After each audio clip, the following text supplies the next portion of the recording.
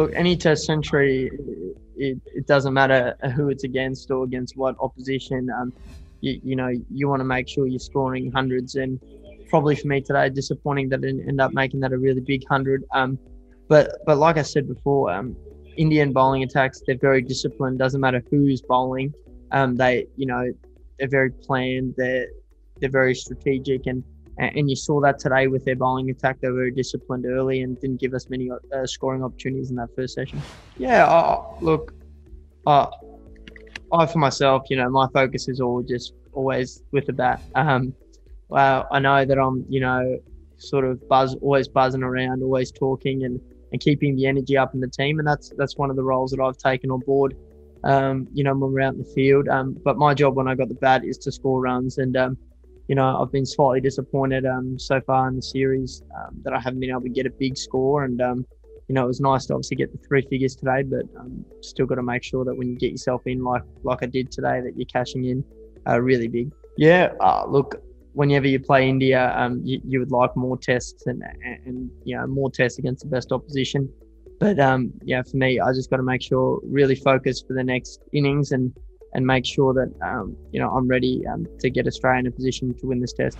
Yeah, I think the thing about when you're playing really good teams is that it doesn't matter who comes in. Everyone in that lineup is very disciplined. They understand their role.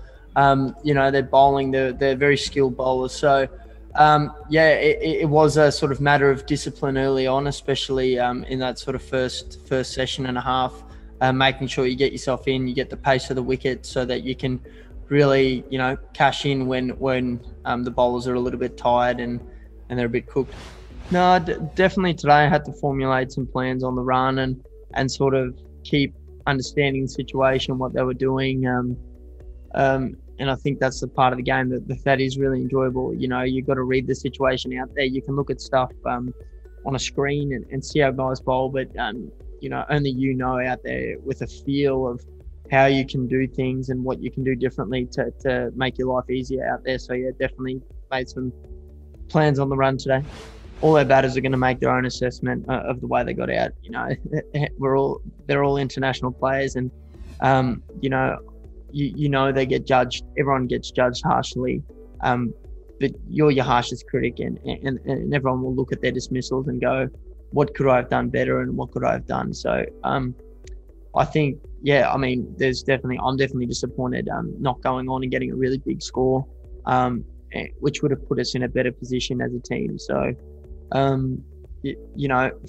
me, we still take the position we're in, 5 for 274.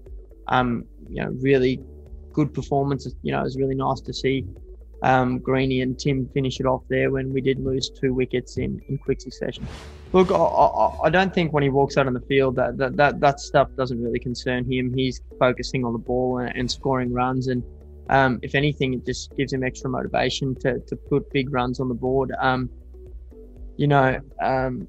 So I don't think that stuff comes into play when he's actually out there at all. Yeah, well, they probably played 1 extra bowler than they would usually, so I don't think it'd make a difference if we bat really big first innings and keep the bowlers out there. But that usually now teams shape up with 3 quicks and a spinner, and they have sort of 6 out and out batters and a keeper. But obviously they went with the extra bowling option, and it probably paid off for them, because obviously they lost Saini in the first sort of 10 overs or around there.